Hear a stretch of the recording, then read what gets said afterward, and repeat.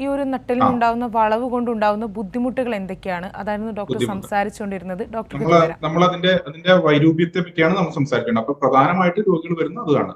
രണ്ടാമത്തെ പ്രശ്നം, പേഷ്യൻസിന് എപ്പോഴും പെയിൻ ഉണ്ടാവും, ബാക്ക് പെയിൻ ഉണ്ടാവും. കാരണം ഇവരുടെ ബോഡി ഒരു സൈഡിലേക്ക് വളഞ്ഞിരിക്കുകയാണ്. അപ്പൊ അവർ ഇന്റൻഷ്യലി അത് കറക്റ്റ് ചെയ്യാൻ ശ്രമിക്കുമ്പോൾ ഒരു എക്സ്ട്രാ എഫേർട്ട് വിടുകയും അതിന്റെ കറസ്പോണ്ടിങ് മസിൽസിലേക്ക് ബോഡി പെയിൻ വരികയും ചെയ്യാറുണ്ട്.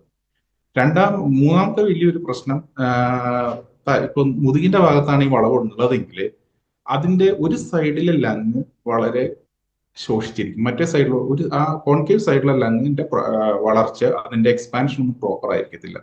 അങ്ങനെ വരുമ്പോൾ അവർക്ക് ഭാവിയിൽ ഒരു എല്ലാവർക്കും അല്ല, ഒരു ഭാഗം രോഗികൾക്ക് റെസ്ട്രിക്റ്റീവ് ലങ് ഡിസീസ്, അതായത് ലങ് വേണ്ട രീതിയിൽ വികസിക്കാത്തതുകൊണ്ടുള്ള പ്രശ്നങ്ങൾ വരാൻ സാധ്യതയുണ്ട്. പിന്നെ വരുന്നത് കാർഡിയോവാസ്കുലർ ഇഷ്യൂസ് വരാം, വീനസ് റിട്ടേൺ പ്രോപ്പർ ആവാത്തതുകൊണ്ട്. പിന്നെ വളരെ അപൂർവമായിട്ട് ഒന്ന് രണ്ട് രോഗികളിൽ, ചികിത്സിക്കാത്ത രോഗികളിൽ ഈ നട്ടല് വല്ലാതെ വളഞ്ഞു പോയിട്ട് ഒരു സൈഡിൽ ബലക്കുറവ്, ചിലപ്പോൾ പൂർണ്ണമായിട്ടും കാല് താഴോട്ട് തളർന്നു പോകുന്ന അവസ്ഥ, അതെല്ലാം ഉണ്ടായിട്ടുണ്ട്. ഇതിനേക്കാളൊക്കെ ഇമ്പോർട്ടന്റ് ആൾക്കുണ്ടാകുന്ന ഒരു സൈക്കോളജിക്കൽ എഫക്റ്റ് ആണ്.